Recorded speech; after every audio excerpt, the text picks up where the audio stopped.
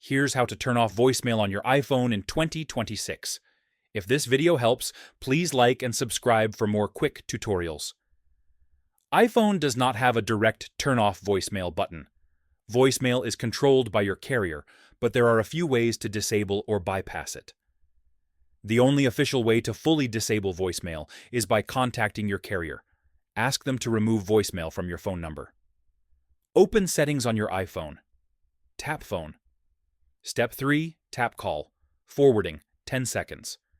Tap Call Forwarding and turn it on. Enter a number that's always unreachable or another line you control. This prevents calls from going to voicemail.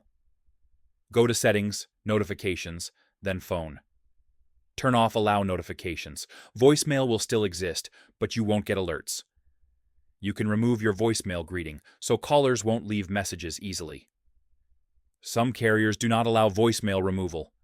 Call forwarding may affect missed calls. Emergency calls are not affected. If you only want fewer interruptions, silencing voicemail notifications is the easiest solution. And that's it. That's how you turn off voicemail on iPhone. Subscribe for more iPhone tips.